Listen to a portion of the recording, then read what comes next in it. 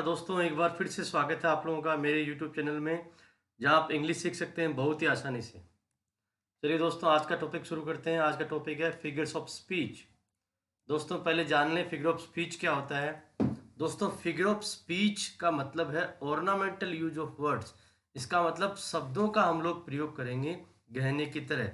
जैसे आपके सामने एक वाक्य दिया हुआ है, there are 4 pillars in this building. इस बिल्डिंग में 4 पिलर्स हैं।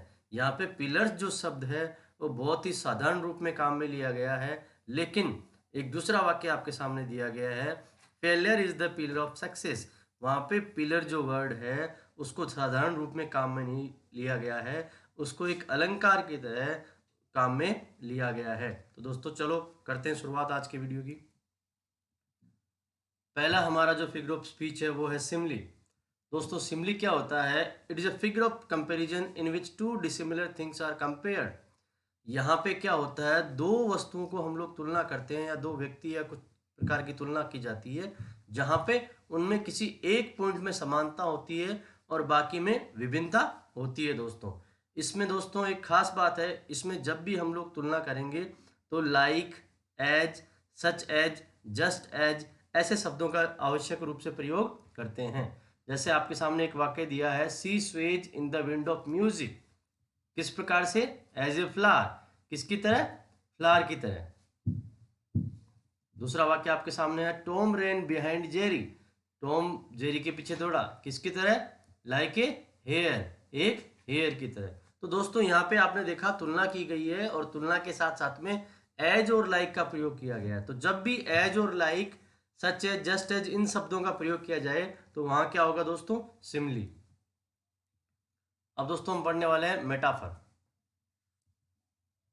Metaphor is a comparison without using word such, like as, just as, such as. दोस्तों इसमें क्या होगा, ये भी सिमिली की तरह है, परंतु यहाँ पे जब भी तुलना करेंगे तो हम क्या करेंगे, like, as, just as, such as इन शब्दों का प्रयोग बिल्कुल भी नहीं करेंगे। सीधा सीधा हम लोग तुलना करेंगे। जैसे आपके सामने बताया गया है, camel is the ship of desert. Camel की तुलना की गई है कैसे? रेगिस्तान के जहाज से। और eldest son is the star of the family. यहाँ पे कैसे तुलना की गई है? स्टार से।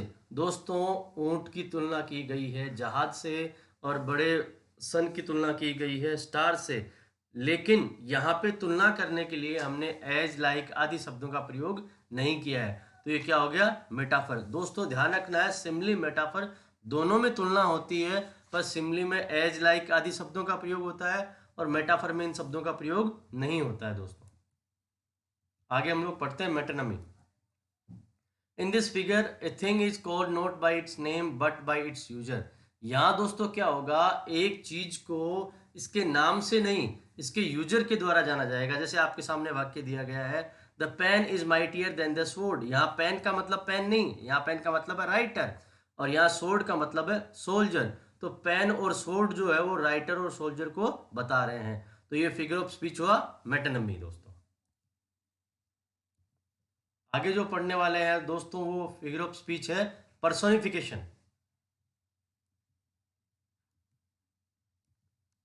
पर्सोनिफिकेशन में दोस्तों क्या होता है, इन एनिमेट, जिनमें लाइफ नहीं होती है, ऐसे ऑब्जेक्ट या एब्स्ट्रैक्ट आइडियाज, विशेष प्रकार के जो विचार होते हैं, उनको हम लोग ऐसे देखते हैं जैसे उनमें कोई जीवन हो। पर्सोनिफिकेशन, उनको पर्सन का रूप, उनको व्यक्ति का रूप दिया जाता है। दोस्तों जैसे my alarm clock yells at me to get out of but bed every morning. दोस्तों येल जो क्वालिटी है वो किसकी है? ये येलिंग कौन कर सकता है? पर्सन कर सकता है।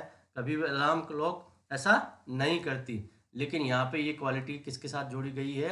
अलार्म क्लॉक के साथ। उसी प्रकार से दोस्तों the sea that bears her bosom to the moon, ये बेयर वाला जो क्वालिटी है वो कौन कर सकता है? ये पर्सन कर सकता है, लेकिन यहाँ पे क्या किया गया दोस्तों, सी के साथ में इस क्वालिटी को जोड़ा गया है।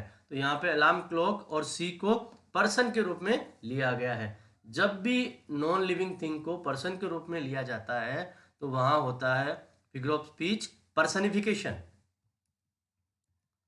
आगे दोस्तों पढ़ेंगे एलिट्रेशन। एलिट्रेशन का मतलब है repetition of the same sound और syllable. At the beginning of two और मोर वर्ड्स, दो या दो से ज्यादा शब्दों में सेम साउंड, समान आवाज या सिलेबल का रिपीटेशन, दोहराव जब हो तो वो होता है अलिट्रेशन दोस्तों। जैसे आपके सामने एक एग्जांपल दिया गया है, शी सेल्स बाय द सी शोर।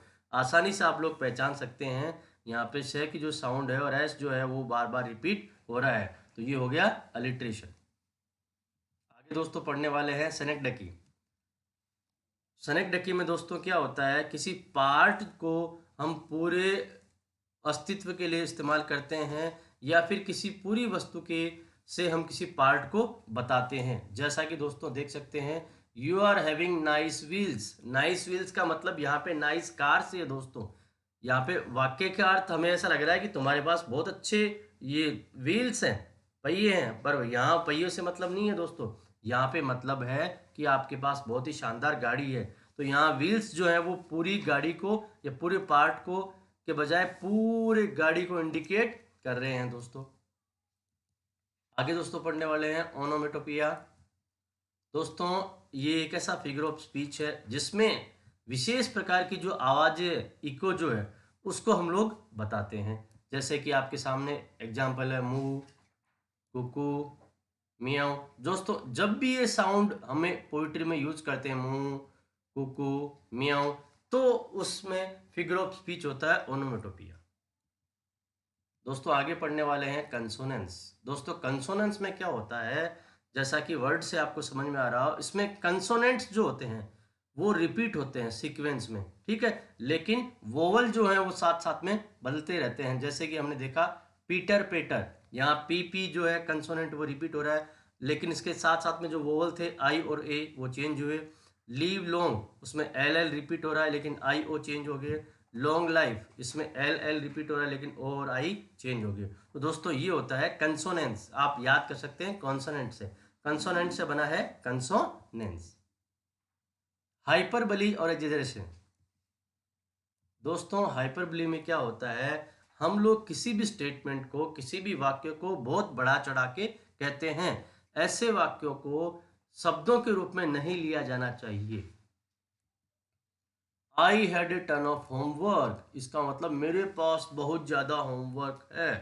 दोस्तों ऐसा नहीं है, क्योंकि इसमें क्या है, इस बात को बहुत बड़ा चढ़ा के बताया गया है। तो हाइपरबली का मतलब है जब भी किसी साधारण बात को बहुत बड़ा चढ़ा के बताया जाता है तो उसको बोलते हैं हाइपरबली या एग्जेजरेशन। चलिए दोस्तों आगे चलते हैं। आगे हमारा जो है फिगर ऑफ स्पीच वो है असोनेंस। असोनेंस में दोस्तों क्या होता है, repetition of similar vowels in A sequence of near by words. हमने पढ़ा था कंसोनेंट्स, उसमें कंसोनेंट्स थे, असोनेंट्स में क्या होगा, वोवल्स होंगे। और देखिए दोस्तों आपके सामने दिख रहा है go slow over the road, ओ जो है वो रिपीट हो रहे हैं और ये वर्ड्स के बीच बीच में अलग अलग जगह पे रिपीट हो रहे हैं। तो ये हमारा फिगर ऑफ स्पीच हो गया असोनेंस। दोस्तों यहाँ पे आपके सामने उदाहरण था। आज हम लोगों ने दोस्तों जो पढ़ा था वो है simile, metaphor, metonymy, personification, alliteration, synecdoche, onomatopoeia, consonance, hyperbole और असोनेंस। तो दोस्तों मैं समझता हूँ कि आप लोगों को ये वीडियो पसंद आएगा और ये सारी चीज़ें आप लोगों को समझ में आ गई होगी। चलो दोस्तों आपसे रिक्वेस्ट है, please like share and subscribe my channel, और मेरे वीडियो को देखने के लिए बहुत बहुत धन्यवाद।